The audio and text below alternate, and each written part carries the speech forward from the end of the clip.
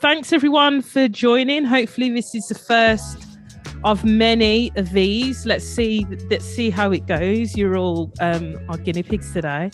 So thanks so much for being here. You're all here because you know me and you've supported the podcast, and it's just my way of saying thank you and trying to give some more value. And yeah, take screenshots, share, tag us in your posts. You all know me, Danielle Clarke Creative, and Mike is more Janda. Before we get started, I'm just going to explain how it's going to flow. So we're going to go through each of the talking points, and after each one, we'll give some time for you to ask us any questions. So we'll kind of open the floor. So if you've got any questions, if anything pops in your head, immediately just throw it in the chat. I'm sure that even if you think, it might be a silly question, everyone else probably wants to know the answer to it. A lot of people will be thinking of the same questions. So don't be afraid to ask. And then if you feel like you want to unmute yourself and ask, then go ahead. And we'll do our best to answer those questions. So let's get into it, Mike. And thank you so much for being here. Thank you. So fun. I'm happy to be here. It sounds like all of these people are like your true fans and friends as you're welcoming everybody in. So it's nice to be inside of Danielle's inner circle of people right now. Thank you. Absolutely. So the first topic is big branding mistakes. So a lot of businesses decide to rebrand, especially before a recession, and I feel like we're kind of in the midst of one now, which is why we're doing this podcast, this masterclass. So one of the biggest rebrand mistakes I've seen was Leeds United. Some of you might be familiar with that football team, but they're a Premiership team here in the UK. They've got a rich history and heritage behind them.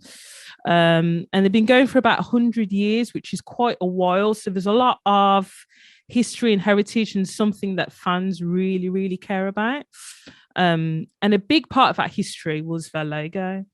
And back in January of 2018, they decided to do a rebrand. And they unveiled their new crest to the club, which was off the back of about 6 months of research, and they questioned about 10,000 participants, people that they knew, but they featured a load of backlash from their fans. Basically, it was a really risky move, and they completely got rid of the coat of arms. They just let it go, so it really didn't pay off for Leeds United. Over 77,000 fans started a petition to boycott the rebrand, which caused a complete PR nightmare. So the moral of the story here is, if you ever decide to rebrand, or you're in this sector yourself and you're talking to clients that have considered rebranding, it's really, really important to make sure that you're actually aware of what your true fans really want. Don't make any unnecessary changes that your true fans won't like. So if you're planning a rebrand, make sure you do a proper brand audit first. So I have a question about this one. This is interesting because you said they did 6 months of research before. Yeah. How did the research fail? And some of this will be just speculation between you and me because we don't have all of the information. So let's just talk generically about any rebrand. You're going and you're doing research and you're polling people and you're trying to get a sense, and you're showing them logos and brand identities and saying, which one do you think represents correctly, blah, blah, blah. And that's all part of the research. But why did it fail? And then here, if it was this massive fail, and Sid just posted in here, you can't trust what people say. Yeah, there's some truth to that. But what are your thoughts, Danielle? Why does it fail? I think it failed because I don't think they listen to the right people. So I think there's a difference between your audience and who your true fans are. And I think whatever research they did, I don't think they asked the people that really care about Liverpool, as Natalie just said. So funny. Maybe Natalie they asked says they Liverpool listen to fans. Liverpool fans. Maybe they did, but I Maybe. don't think they asked the right people. The people that really care about the club, that have been, the game and the football is kind of intrinsic to their family and what they do on a Saturday. And I don't think they were asking them. They asked the wrong people. They didn't ask the true fans. You think? It could be some of it. I think that there might be some skewed statistics. This is just my speculation, but skewed statistics when people are being asked questions, sometimes they feel like they have to answer in a certain way to pass the quiz. And if you don't do your research right and ask non-leading questions, then you can have massively skewed results of the research. So I think that for me, while you were talking, I was thinking maybe that was one of the things. Yeah. Another one I think could be is that sometimes we just don't listen to the actual research results. And this, we've seen anybody who's doing client services of any kind, you can show a client all the data in the world that says you should do it this way. And sometimes they just don't listen to the actual data and they want to do it their specific way. And so they discard the data and follow their own assumption, which is wrong. So I think that's a risk as well. Any thoughts on that? And we have some people like Sid just popped in. I don't know. It looks like he wants to say something. He's up in the corner of my screen, but maybe we open it up and let some people chime in on some of this stuff. It looks like there are a lot of smart people in this call. I'm going to unmute yourself, Sid. Hi. So just going back to my point, like I was being a bit sensational. You can't trust what people say. Yeah. And, it kind of comes down to these questions, these focus groups that happen in a bubble. Yeah. Mike, you said, they feel they might want to answer the thing the right way. I would also kind of question, this is more of the cynical Sid, what was the agenda behind the agency asking the questions? Because sometimes you can ask questions in a certain way to get the answers that you want, right? Yeah, all these things kind of have to be taken into consideration. Was it done externally? Was it done internally? Who's got a foot in the game, kind of thing? Like, what does someone benefit from it? And like, there's so many more questions to like kind of take this apart. And I'd be interested to find out more. I will do some research. Yeah. I think one of my big takeaways on this is you just got to be careful with the research on how the questions are asked, who they are asked to, and maybe and always verify things against your own instincts. If you're the brand owner, the people who care the most about this brand inside the stakeholders, some of those people really understand the brand and really understand the vision of the brand, and that can't come across inside of some of the consumer base. And you have to kind of weigh the research against your own logical assumptions sometimes. But research, it's not the end all be all of why we should make certain decisions. It definitely should guide, and it's definitely worth the time. But there's enough, I mean, a couple of the case studies that I want to share, there's enough evidence that some of these things just epically fail in the end. So what examples have you got, Mike? Do you want to share one with us? Thanks for chipping in, Sid. I've got a couple of examples. Can you let me share my screen? Yeah, absolutely. Let me see. Yeah, you have it disabled. I've got all the power. There we go. You got all the power. It's so good. Okay, I got two that I'm going to share. This one was just pretty recent, 10 years ago or so. It feels, I'm 50. Everything feels like it was yesterday to me. Everything in the last like 30 years of life feels like it was last summer. So I was surprised that this was 2010. But Gap rebranded. They spent $100 million on this rebrand, and they launched their new Gap logo, and it was up for 6 days before they bailed on it because the backlash was so massive. I mean, they got, like you said, the 77,000 fans petitioning against the rebrand for your example. What was it? It was Leeds United. Yeah. This one was, they had immediate backlash, 2,000 negative comments on Twitter, 14,000 parody designs got posted on the Make Your Own Gap logo website. So I love when people hijack a trend like that. It's so good. So somebody makes the Make Your Own Gap logo website and gets 14,000 posts. And I think one of the things that I was doing a little extra research on this one, and they had seen some slumping sales, but it wasn't dramatic. But I think there was an assumption made that, oh, okay, sales are decreasing a little. What should we do? Oh, let's change our brand, change the logo that's so iconic. Gap in the mall is one of the most iconic. You can see it out of the corner of your eye, and you know it's the Gap store, that square with the super condensed font, and it's so iconic. So this my takeaway on this, and probably it relates to yours as well, is why are you doing a rebrand in the first place? And oftentimes we'll find with a client that they have brand fatigue. They're sick of their own brand.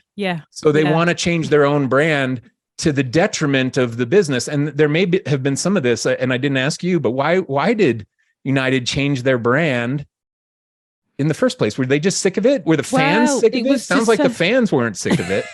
It was to celebrate. I think it was like 100 years of them being active. So it was kind of to celebrate that. But then in hindsight, it wasn't a celebration at all. So if you and I are sitting in the meeting and you want to celebrate 100 years of this franchise, the solution is to change the classic logo that's been around for 100 years. That doesn't even make sense in a logical standpoint that would be the way to celebrate it. Let's change it. And that's the thing. Like a lot of the time I get people coming to me and saying, okay, Danielle, I need a new logo. And I'll say to them, yeah, of course I can do that for you, but why?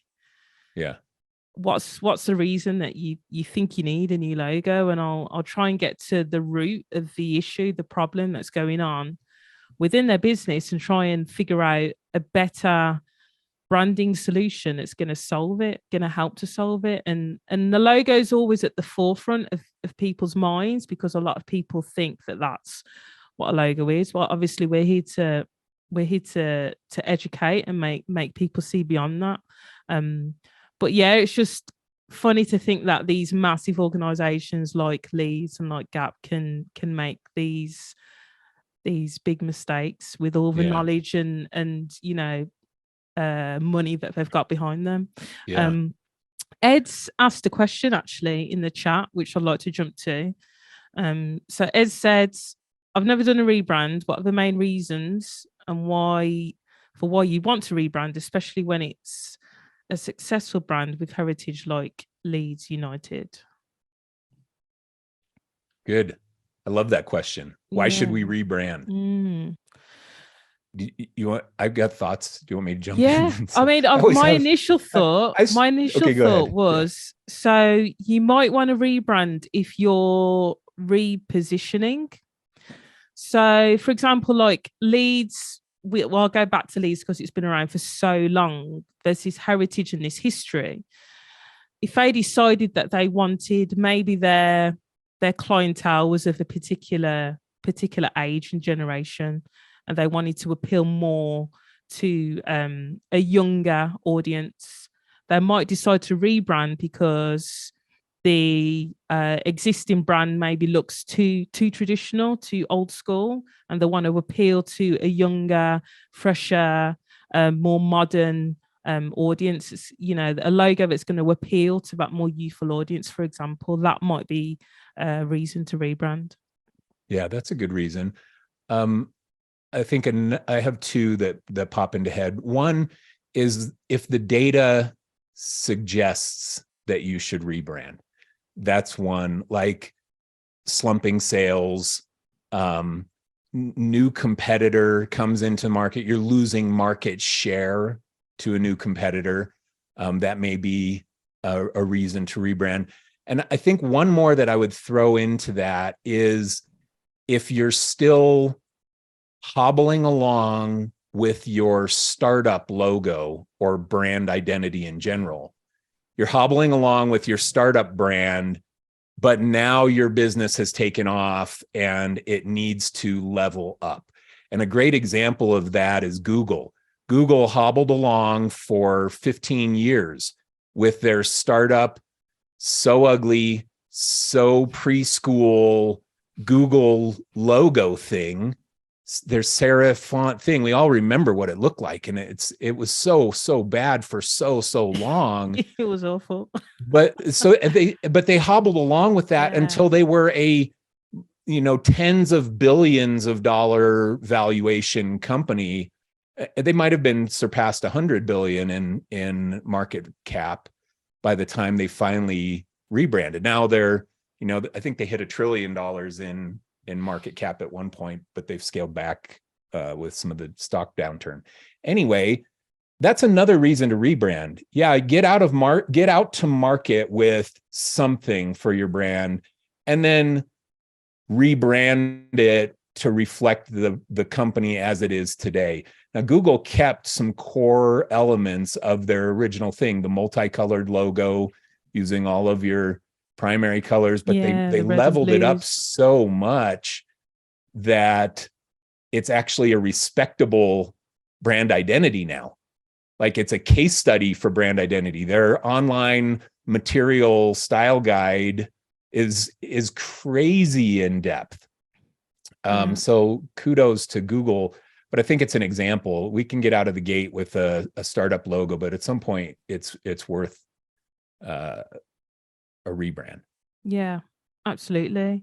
So I did have some more rebrands to talk about. The other one I was going to talk about, another one in the UK, was Royal Mail. You probably don't know Royal Mail. I don't know. Because of where you are. But basically, and I'm going to see if I can find some imagery, because what you showed was quite useful, but I'll continue talking anyway. So Royal Mail, which is basically the post office here in the UK. Okay. And they tried to rebrand themselves under the name Consignia. Yeah. Consignia. Yeah, Consignia. Wow. I'm just find I'm looking reference for it while you keep talking. Okay, cool. If you find it and you want to share, Mike, you go ahead. Yeah. Danielle, so can I interrupt? So I totally forgot about that. That's how big that fail was, that I just completely forgot. When you said it, I remembered and laughed, and I was like, I totally forgot about that. Yeah. And that's the thing, Ange. It's like, it was such an epic fail.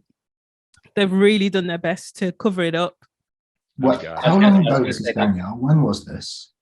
So this happened in, I'm trying to remember, 2023, I think it was. 2022. 2022. Yeah, okay. 2022. So yeah. Recent. No, it wasn't. No, it was 2002. Sorry. 2002. Not last year, 2002. Introduced in January 2001. Okay. I was cost close. £1.5 million. Yeah. It was huge. I love it when the fail cost millions of dollars. And this is the thing, no one knew how to say consignia. I mean, I still can't say it. Consignia. Right. Yeah, that's it. Yeah. Consignia. And I think this is such a good example, because they just ended up with a name that the public thought was absolutely ridiculous. And like Ange just pointed out, like we'd forgotten. It cost 1.5 million. It was too long, too fussy, and it just doesn't feel comfortable to say. And yeah, within little over a year, they'd completely scrapped it, and then they spent another 1 million in the process getting it back pretty much to where it was before. And they've completely phased out the name now. Like it's been swept under the carpet. And so for me, I think the moral of the story, and again, I like to get your views on this, Mike, is pick a name that people can actually say and feel comfortable saying. And that somehow aligns when you've got so much history like Royal Mail have, you know, picking something that aligns to what you already do. Maybe investing in some brand strategy to figure out what those are in terms of your values and the perception and the position that you already have in the market. You know, sometimes when you rebrand, you want to keep something, some kind of legacy to what was before, rather than completely change everything.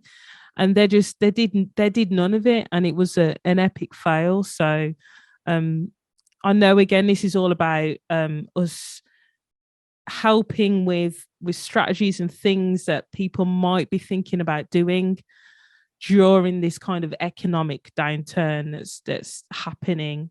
And rebranding is one of them. But yeah, don't knee jerk. Take your time, think about it, do some brand strategy. Don't confuse your customer, and don't give them something that's going to be really, really difficult to pronounce. Yeah, I like it. I don't like the rebrand, but I like your comments. I think one of my takeaways here when I was looking at this, and because my career, I started my agency in 2002, so I was in the hotbed of. I won't tell you where I was then, Mike. Yeah, I know. It's sad.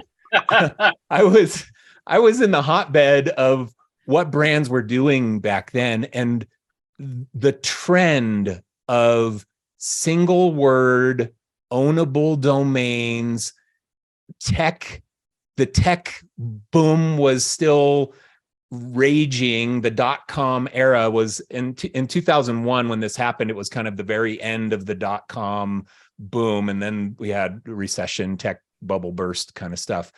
But what I see here is Royal Mail chasing a trend of catchy, unique, made up words that they can own everywhere. And I could see, and obviously we don't know what went on behind the scenes, but I could see some marketer saying, well, you can never own the word royal because everybody's royal. Everybody knows royal from something else. And you can't own the word mail. So mail, because everybody knows what the mail is, but you can own consignia. Consignia, that's an ownable name because nobody has it. This is the logic of marketers. And I could easily envision that kind of a marketing meeting in the pitch to change to consignia to chase the trend of an ownable word.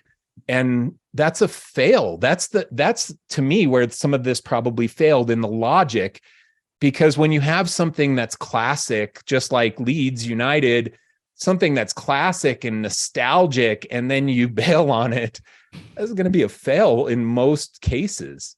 Absolutely. So we got to be careful of trend chasing just for the sake of trend chasing. Yeah.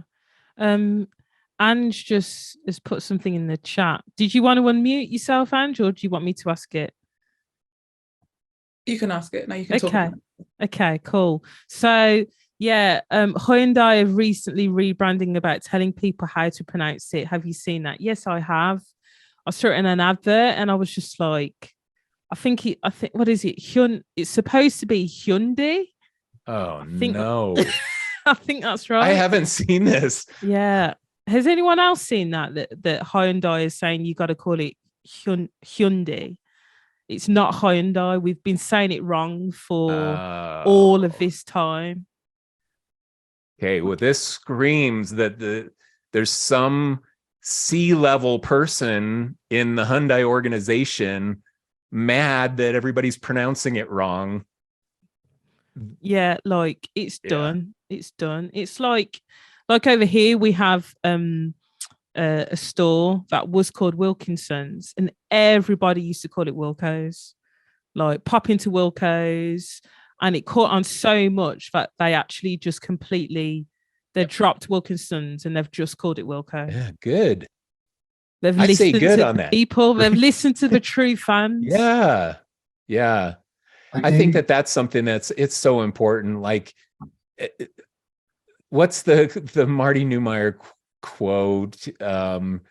It's not what you say it is, it's what they say it is, or whatever. Branding is what people say about you when you're not in the room. No, that's not the one. He says your brand is not what you say it is, it's what people say it is. Yeah, there's that one. Yeah, that's it. And there's truth in that. There's two sides to that coin. There's one that we need to intentionally brand.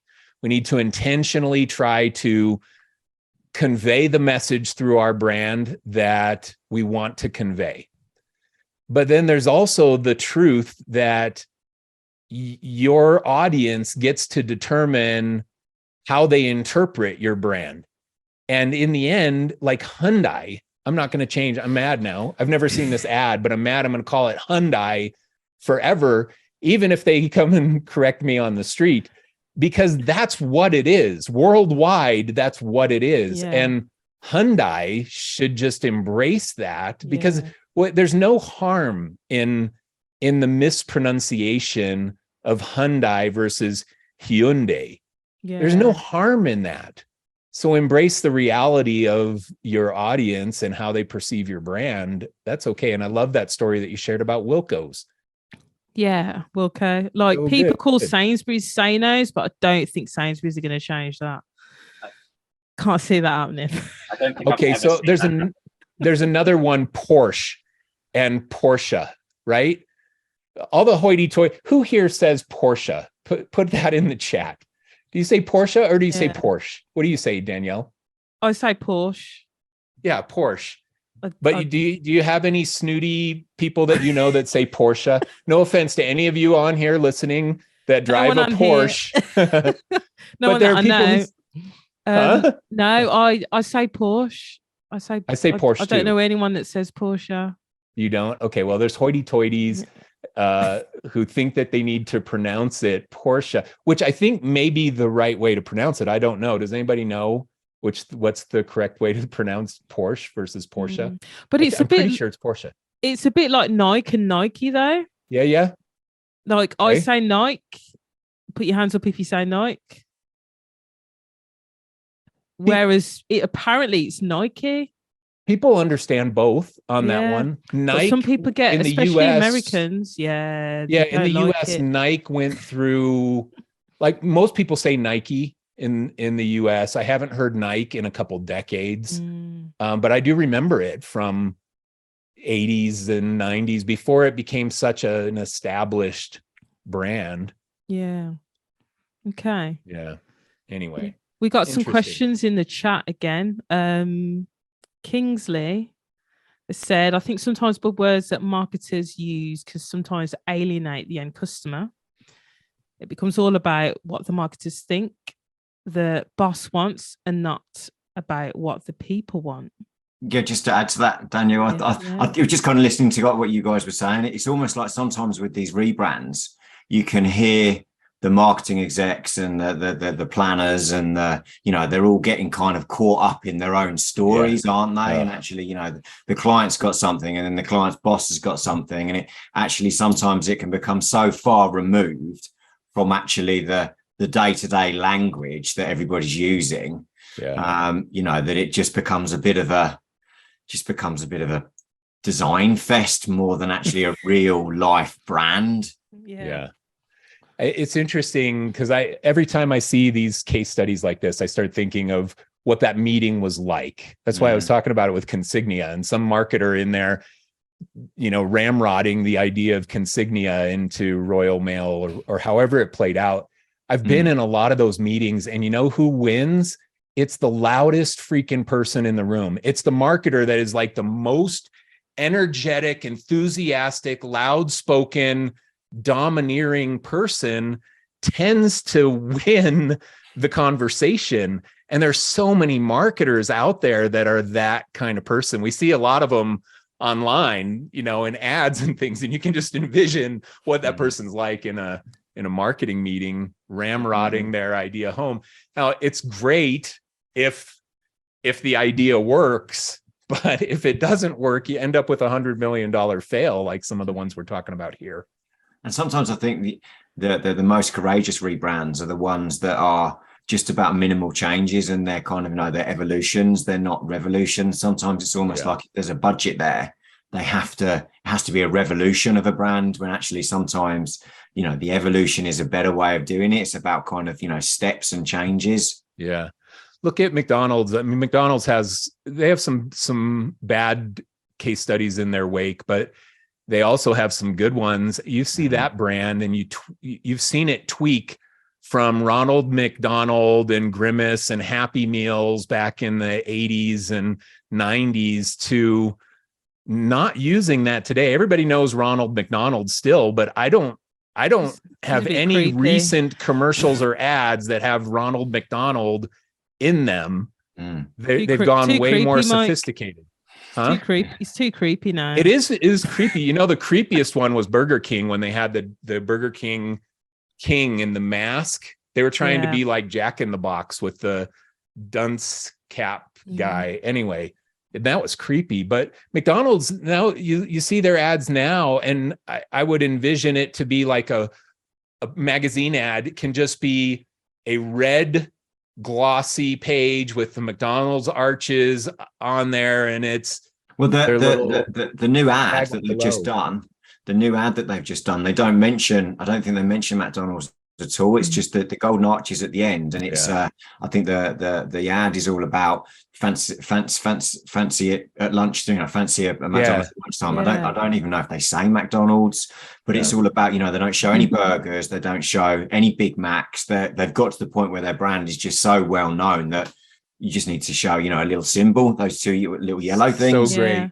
What did you want to say? Nike's the same way. You know, Nike can have a black and white ad of somebody running and just the swoosh in the corner and no words on the screen, and we all know what it means. So Ange wanted to make a point. No, I was going to say exactly what pretty much what Kingsley said. The new McDonald's advert, it's got no food in there at all, and it's literally just people's eyebrows going like this. Oh yeah, like making some arches. Like that's meant to be the M. I don't think I've seen how that. there's no product at all. It's just them giving you the kind of logo for your eyebrows. I love it. All headed out for lunch. I love it. So if you think of, you know, McDonald's, are they spending less money than Royal Mail on branding? Probably not. McDonald's is spending a ton of money, but it's incremental brand tweaks over time, micro pivots over time. And for a lot of established brands, that's the way to do it. And you see some of these fails like Gap, when they do a wholesale brand change, when a micro pivot was probably the right way to go for Gap. Yeah, absolutely. And McDonald's, kudos to McDonald's, kudos to Nike for doing that for 4 decades now, these micro pivot changes. So good. Nike, man, Nike is one of the, if not the greatest brand ever created, because they hit it so early. Like early in the 80s, their brand established, became synonymous with athletic excellence or fitness excellence or fitness effort. And they did it in the 80s. And you look at other brands that have had to make so much bigger, dramatic changes since then. Nike's only had to make incremental micro pivots since then because they nailed it so early in their business. Yeah, it's because they've got a strategy. And I think that takes us nicely on to our next topic, if that's okay. So strategies and tactics to ensure that your brand thrives in the recession, which I believe has already started. So I believe it's already started too.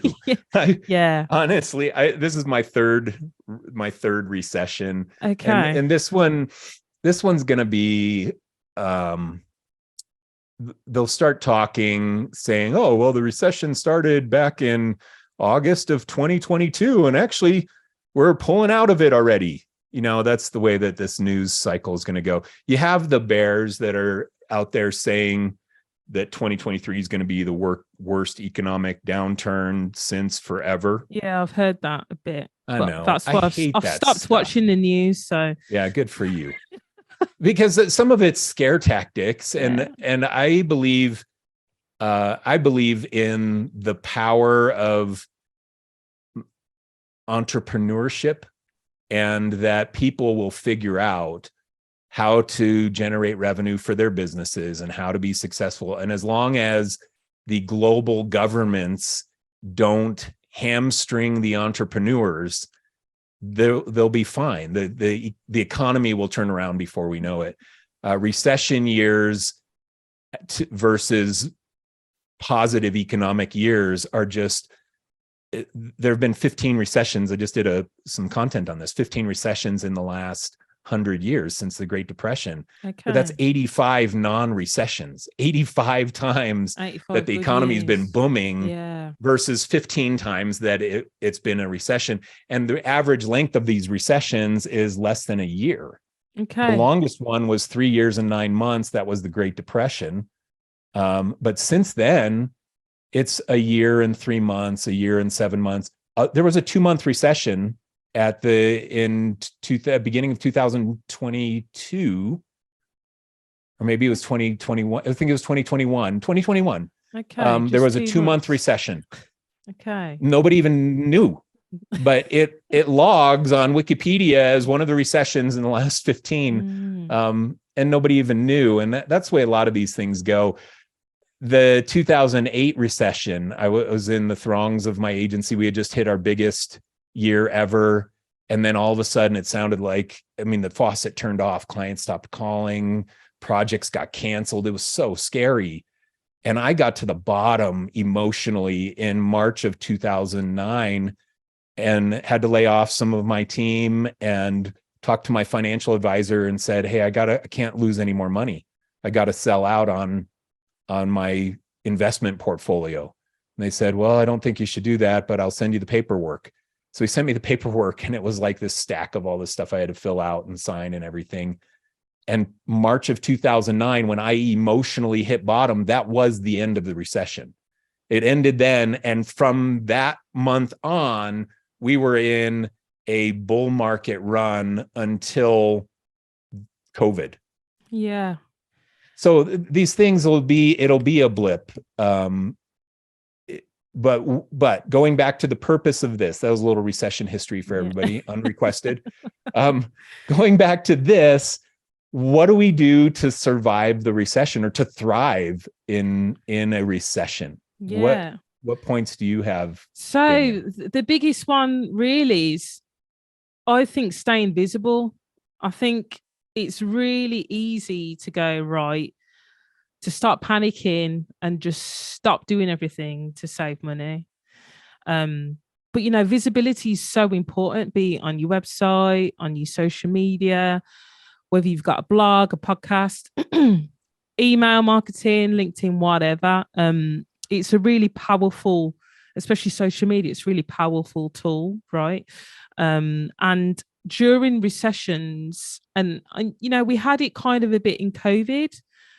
Unfortunately, more people, as you pointed out, Mike, end up being made redundant, getting laid off. But at the same time, there's more people that are on social media. There's more people that are flicking through their emails and watching TV. There's more opportunity to be visible.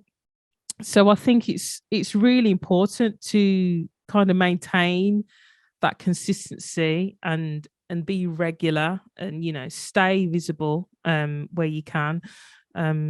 It's something that helps clients to continue to trust you as well. It's all about building trust, I think, and continuing that genuine connection between you and your customers and your audience. As you said, eventually this recession will be done and dusted. If you've disappeared for the whole of that time, you'll have been forgotten, and that connection won't be as strong. Whereas when it's over and people are in a position again to be able to spend on your products or services or whatever it is that you offer, they're already ready to start that again, because you've stayed consistent, you've stayed visible, and you've kept that connection. So I just think it's really important, as tempting as it may be, because it's often the first thing to go, to stay visible, don't hide away, don't end up being forgotten. Don't put your head in the sand and say, oh, I'm gonna come back out when it's over. I think that's great advice. It's great advice, and that's good branding advice even in non-recession. We're in an era where you have to compete for visibility, and if you just don't even try, you're losing anyway. This year I've been so excited on social media to see some of these people that I've connected with that are getting on camera every single day, sharing reels, being in their Instagram stories. They have 300 followers, 200 of them are from high school, and then 100 of them are cousins and their mom. But they're on every day sharing advice for their target customer. And I just am so proud of those people, because they're getting better, and I see them get better and better and better. It's so fun. Like, podcasting, you just spent a year podcasting. Compare podcast number 1 to podcast number 50, and how much better are you from practice? Way. But I don't like listening to the early episodes now, because I can't watch my old YouTube videos. It makes me cringe. But getting, so there's a lesson in that. There's a lesson in, okay, get visibility now before the next boom happens. So when the boom happens post-recession, you're in a great position to capitalize on all of the extreme growth that will happen. I think that's good advice. So 100%. That was just echoing back some of yours. The one I'm going to give as a point here: how do we survive a recession, or what's the best way to have our brand thrive in a recession?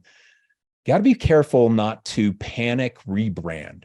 It's easy for us to say, "Oh no, the economy's going down. I gotta rebrand. I gotta be on top of my game," and you do a panic rebrand to try and find more customers. It is such a waste of money in a recession time, I think. I think the right thing to do is to take all that effort you would have put toward a panic rebrand and put it toward getting your current brand in front of more people. That is a better effort. You got to play the law of averages and say, okay, I'm not going to go dark and try and rebrand for 2 months. Instead, take your current brand and go spend the next 2 months scrambling every way you can to get it in front of more people. That's going to have a better impact on your bottom line than the panic rebrand. Definitely. But I know me and a lot of us who are creative, visual designer minded people, we love to rebrand. Give me any reason at all, and I'll rebrand. I'm going to redesign my logo this afternoon just for fun. That's what we think. And then all of a sudden we're Consignia and we used to be Royal Mail. It's better to get the Royal Mail brand out in front of more people rather than the rebrand. You're going to get more results from that. Yeah.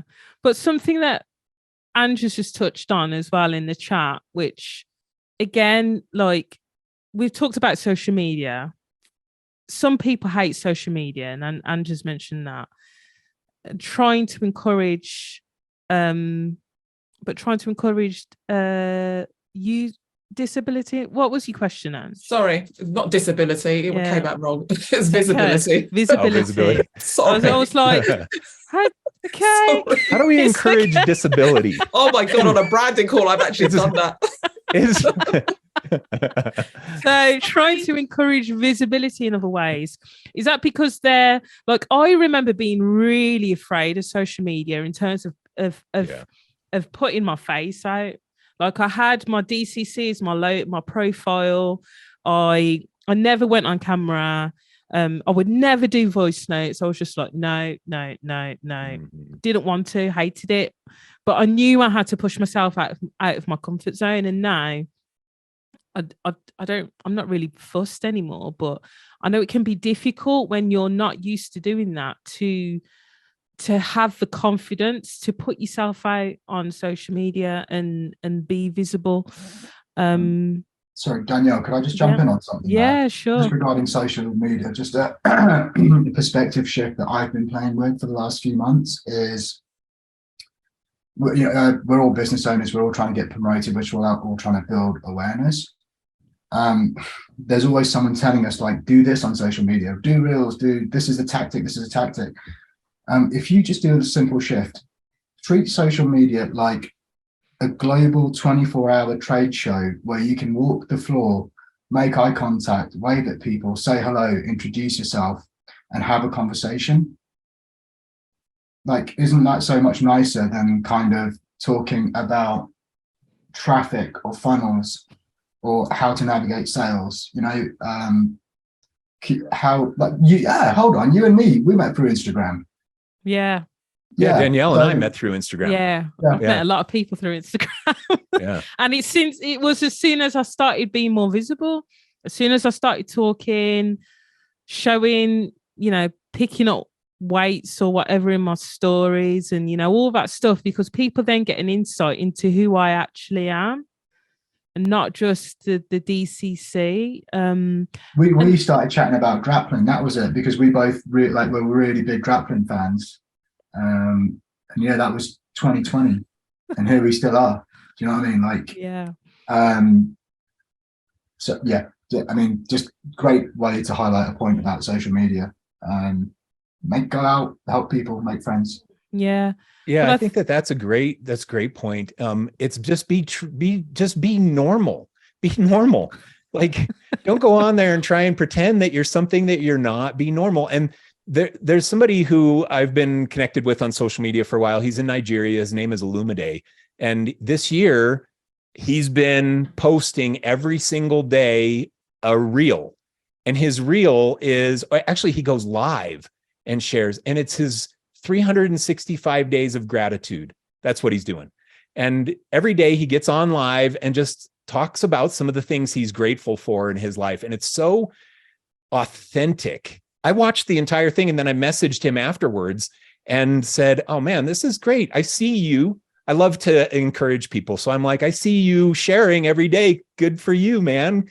Keep going, because that's what you should be doing to help get yourself out there as a brand.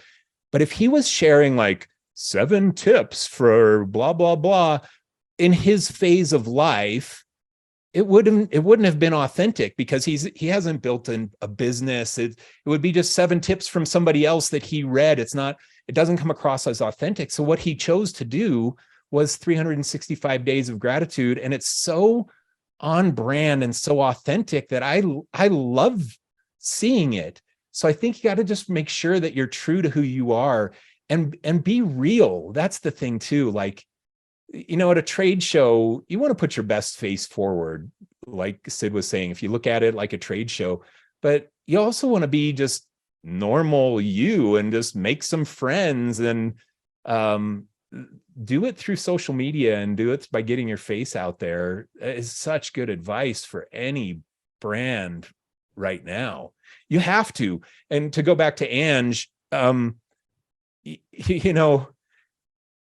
if you don't feel like you want to do it, I don't want to be blunt and harsh, but get over it, because the future of your brand has your face attached to it. the trust that you'll build with clients comes from face-to-face interactions. You have the ability through social media to be one to many instead of one-on-one relationship building. And people need to figure out how they're going to overcome the initial hesitancy to put themselves out there, because your brand really, really needs it. So that's what you've got to tell your friends, and in the nicest possible way. Yeah, because they're so great. They're so brilliant. And I just think you could be getting so much more work if you just put yourself out there a little bit. Yeah, right? Yeah. I think it's about having that goal. You know, what's your goal and how important is it to you? Like, it's got to be important enough for it to, I think if you're not uncomfortable, it's about getting uncomfortable, I think.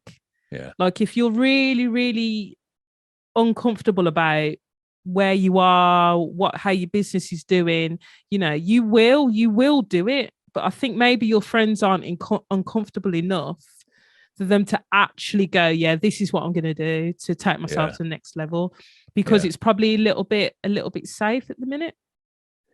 It can be safe. People get afraid of haters showing up or their friend being like, this is stupid. You know, none of your friends are going to do that, because if they do, they're not your friend. There's some scuzz bucket that isn't a true supporter of you as a friend. And number two on that, I didn't get my first hater until I had like 10,000 followers on Instagram.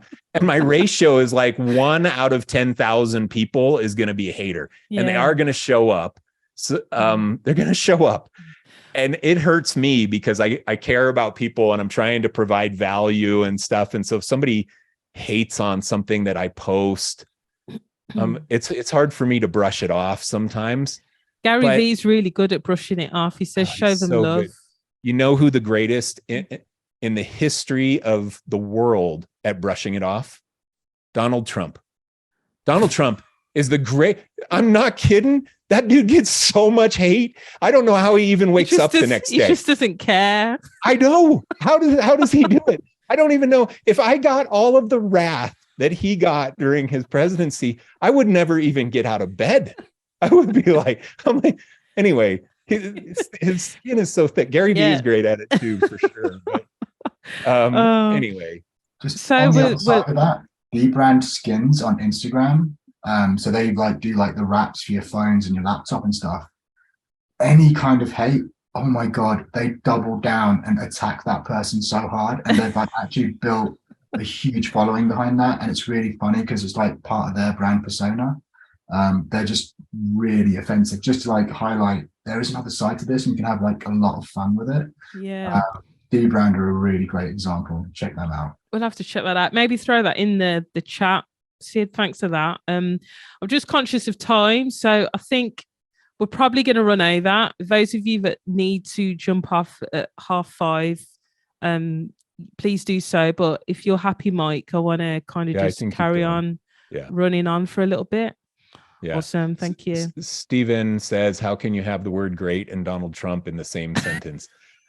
I'm trying to decide if I'm going to read that as a hater comment to my phrasing or if I'm just going to brush it off. I'm trying to decide. Simply brush it off. Yeah.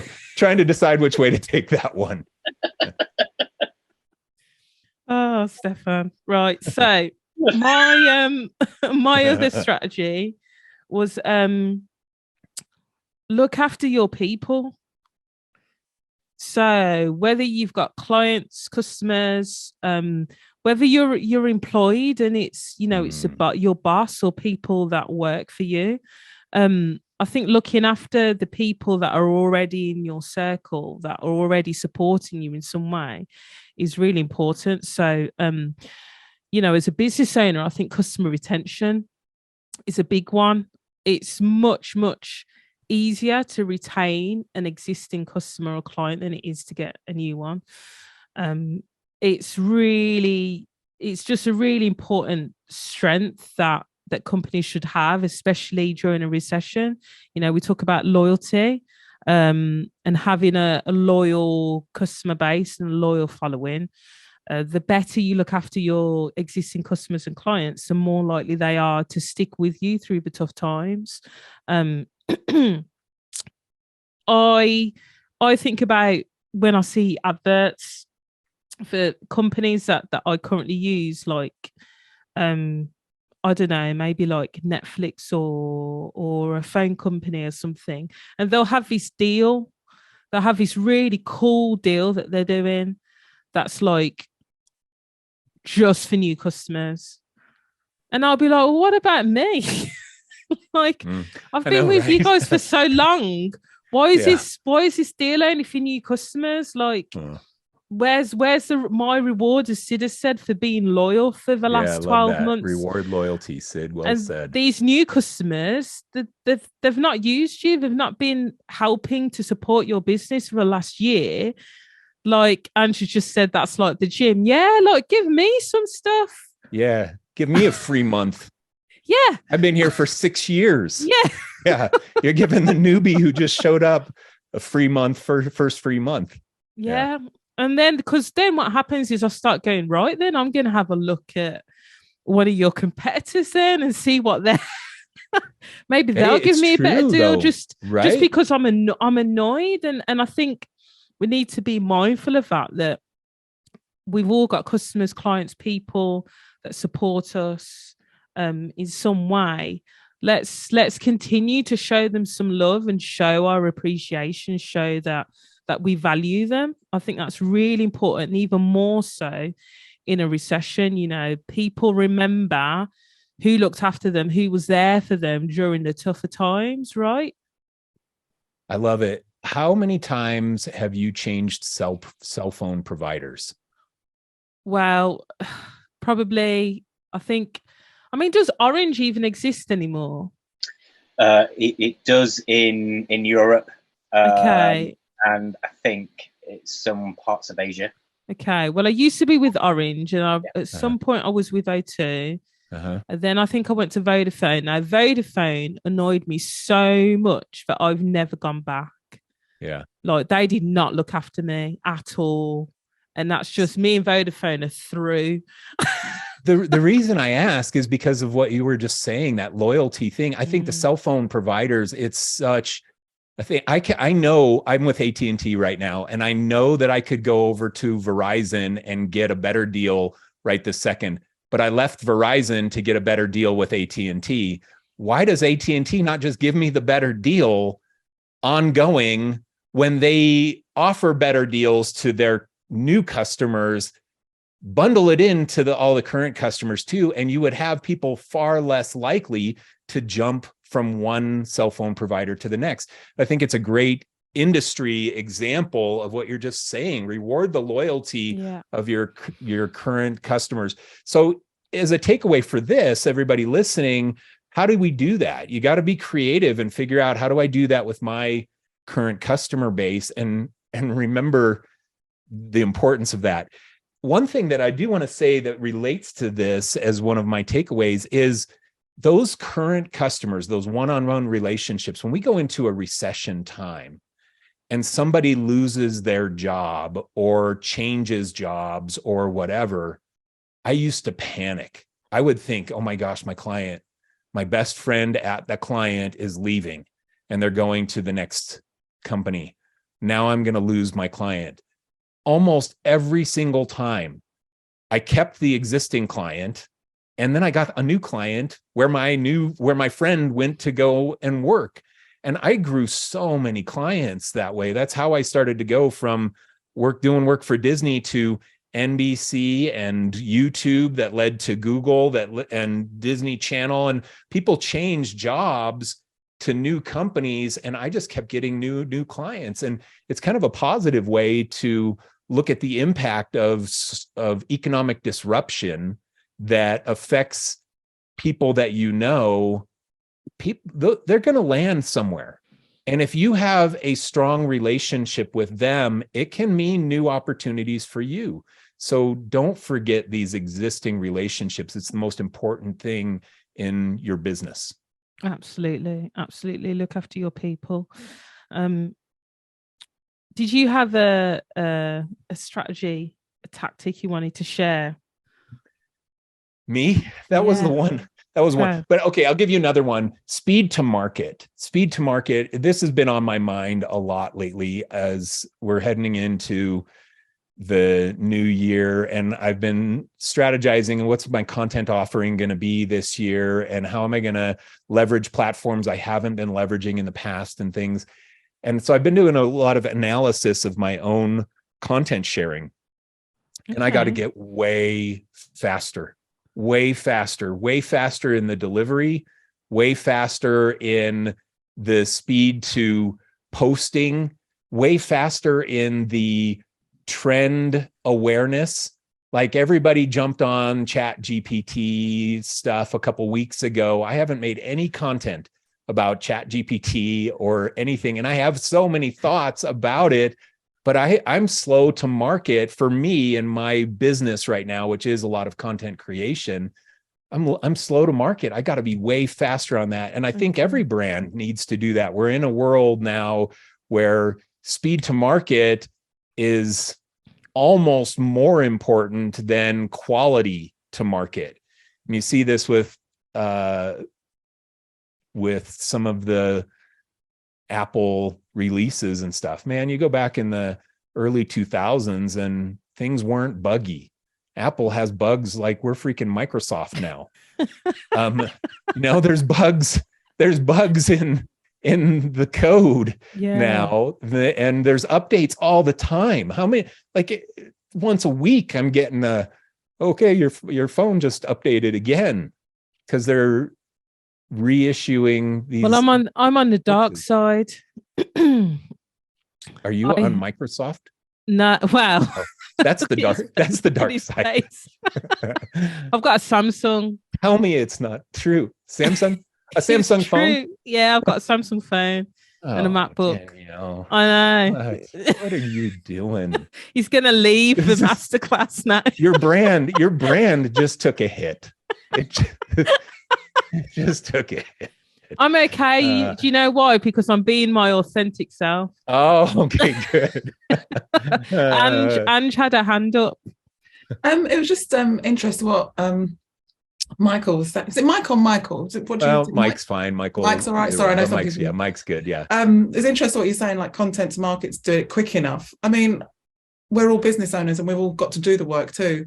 Yeah. Is it about delegating it to somebody else, or do you want to do it yourself? And also, there's 2 points I've got. So that was one of them, just like talking about doing the actual get it to market quickly, but the content quickly, because we have to work. But the other one was you said about Chat GPT. If I see any posts about that at the moment, I swipe. I'm kind of done. Unfollow. I know, because it got so inundated. Yes. Yeah. So it's great that you wasn't talking about it, because if I saw one of your videos talking about it, I'd be like, oh, maybe I'll come back to that. But maybe it might be good to like reframe it, that you could talk about it, I don't know, at the end of January, beginning of Feb, to say what everybody else is talking about. I'll bring it back as the trend. So it's quite interesting. Yeah. I think maybe it's about doing it differently. You know, everyone's talking about Chat GTP, is it? GPT. In the same way. You know, if you were to talk about it in a different way, maybe, you know what I do? Be funny, or I don't know. I don't watch content of other people that are doing similar type of stuff for me.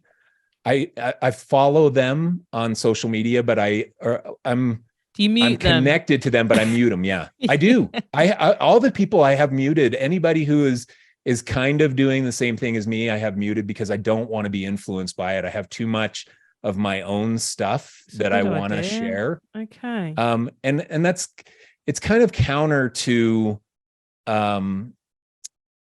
the idea of research and understanding your competitors and your competitive positioning and blah, blah, blah. But I just kind of rely on, I'm just going to do my thing, and it's going to be what it is. That's where I am. I think that's good. And it's good to be authentic like that. And I think there's times where I've followed certain people and I've paid attention to how I feel. You know, you get this imposter syndrome. You think, wow, they're doing this, and that looks amazing. And like you said, Ange, you know, they're a business owner, but they seem to have so much time to put out all this content and do all this stuff. And actually, I don't know their personal circumstance. I don't know how much how much work they've actually got on, how much time they're dedicating to stuff. And I think it's all about just managing your own expectations and being realistic about what you can do. Yeah. You know, everyone talks about, oh, you've got to post every day and you've got to be visible, and it's good to, but if that's going to impact you actually being able to service clients and actually bring in money, which is, in my mind, the most important thing. There's no point posting and dedicating loads of time on social media every single day if you're neglecting clients and not taking care of them and bringing in, you know, revenue. Yeah. So I think, you know, if you can dedicate a day a week, or, you know, you can say, like I've said, right, I can manage to post 3 times a week, a minimum, on Instagram and LinkedIn. And I've been doing that consistently now. In the past, I tried to go all in. I'm going to post every single day and on weekends. And it didn't happen. I got burnt out. I got frustrated, and then I just stopped altogether. So I think it's about going, right, what can I manage? What's going to work for me and my schedule and my current clients? And then just go for it. Yeah, and if you can outsource, if you can afford to invest in it, outsource it. Yeah, I think that's great advice, Danielle. Thanks. And I think there's something in choosing the right channel based on the available time you have to commit to it. And if you're going to be on Twitter, you got to tweet 3 times a day.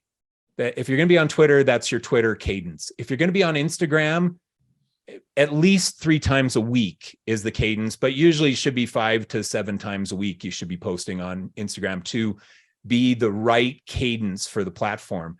But if you're going to be on LinkedIn, you probably can do a LinkedIn post twice a week, and you probably could do a LinkedIn article once a week. If you're going to choose a blog once per week, write a little newsletter blog once per week. If you're going to do YouTube, once per week. So depending on the available amount of time you have to dedicate to a content offering or a content marketing channel for your business, choose the right channel that works with that cadence properly and go all in on that. Not everybody has the time. I don't have time for Twitter. I'm going to start trying to do Twitter in 2023. We'll see how that goes, but I've got thousands of people that follow me on Twitter, and I don't ever post anything ever there. So I got a small audience waiting to hear some tweets from me. But I can't bring myself 3 times a day to do Twitter. So I'm just going to mass schedule things in advance to have it happen. But anyway, pick the channel that's the right cadence based on your availability, but it should be a channel. I think it's so evident. 2023 content marketing is marketing now. It is marketing, and it's free for you to post. You don't even have to boost it. And if you only have 100 people following you and 10 of them are clients, there's no better touch point than posting for those 10 people alone. Yeah, absolutely. So it's so valuable. It's such a valuable use of your time. It is. And that was going to be one of my kind of final points on this topic. What you just said, Mike, invest in content marketing. It's so good because it's such a cost-effective way to get so many eyes on what you do.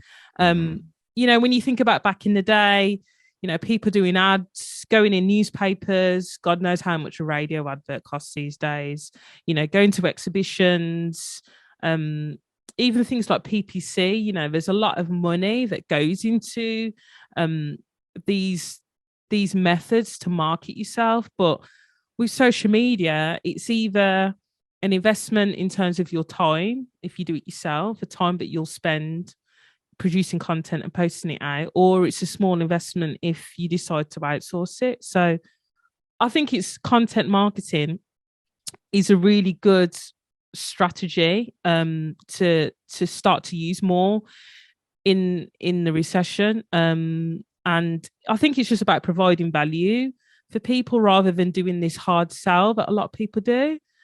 People always talk about providing value, and I think sometimes when people say that, I think people get confused about what value actually is.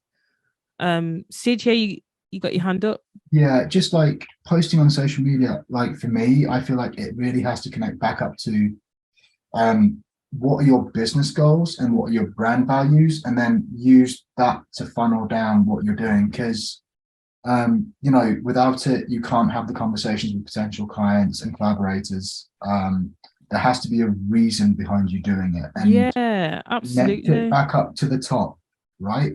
I know it's really, because that might be the thing that encourages you. If I don't do this, that could be the big driver that encourages you to actually get your face out, versus kind of trying to look at other people going, oh, I'm not as good as them. Okay. Yeah. See you, Ed. Your things up here at the top, your goals and your values. Yeah, absolutely. But yeah, I think it's just about, again, building trust. Value for me is something makes me smile or makes me think or makes me go, oh, I didn't know that. That's cool.